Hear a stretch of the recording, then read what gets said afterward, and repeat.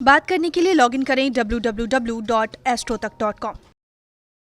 नमस्कार, बहुत स्वागत है आपका। आप देख रहे हैं किस्मत कनेक्शन और मैं हूं आपके साथ शैलेंद्र पांडे।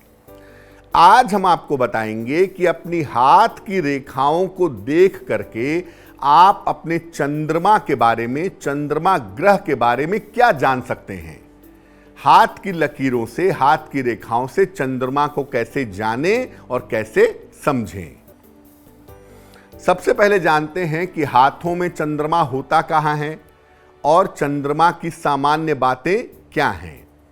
देखिए, हथेलियों में सबसे किनारे का जो हिस्सा है, छोटी उंगली के नीचे, बुध का पर्वत छोड़ करके इसके नीचे का जो हिस्सा है, ये चंद्रमा का है। इस स्थान को देख करके जान सकते हैं कि जीवन में चंद्रमा की स्थिति क्या है। ये स्थान जितना साफ होगा उतना ही ज्यादा अच्छा होगा, और इस स्थान का रंग अगर गुलाबी होगा तो इससे चंद्रमा मजबूत होता है। इस स्थान से विदेश यात्राएं, मानसिक स्थिति और रोगों की स्थितियां देखी जाती हैं।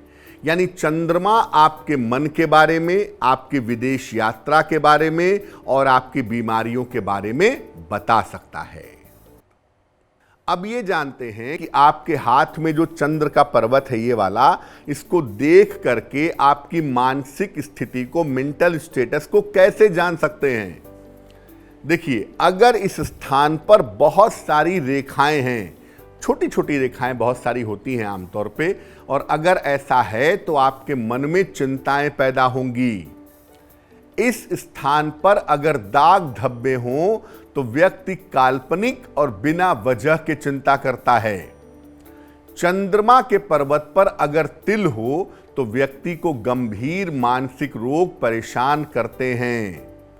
चंद्रमा का पर्वत अगर साफ सुथरा है और गुलाबी है तो इसका मतलब व्यक्ति की मानसिक स्थिति अच्छी है और काफी मजबूत है।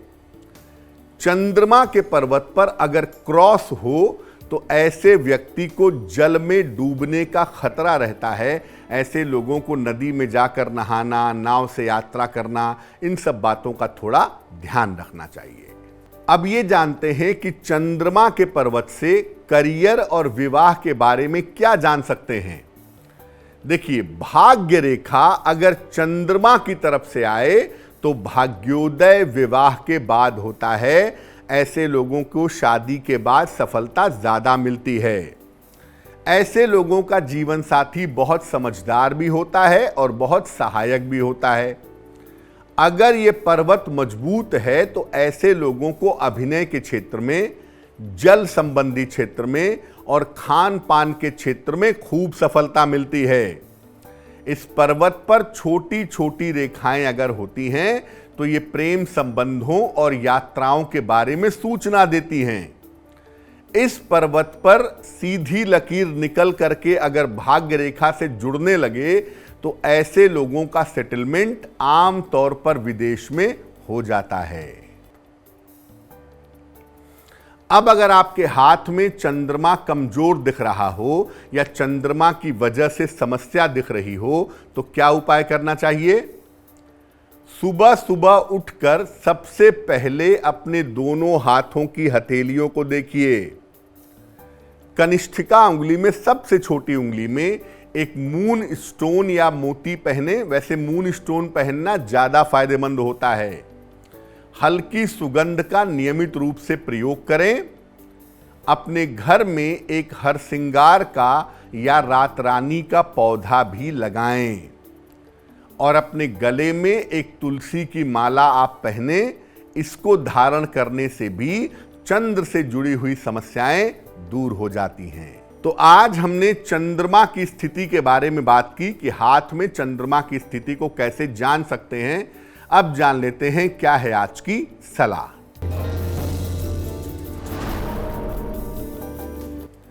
कभी कभी ऐसा होता है कि बैठे बैठे अचानक से मन बेचैन हो जाता है, शांत हो जाता है, अचानक से तनाव होने लगता है। क्या करना चाहिए।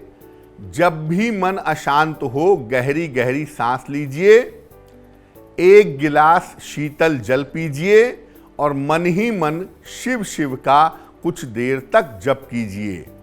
अगर आप ऐसा करते हैं तो ऐसा करने से आपके मन में जो अचानक तनाव पैदा हो गया है वो तनाव समाप्त हो जाएगा।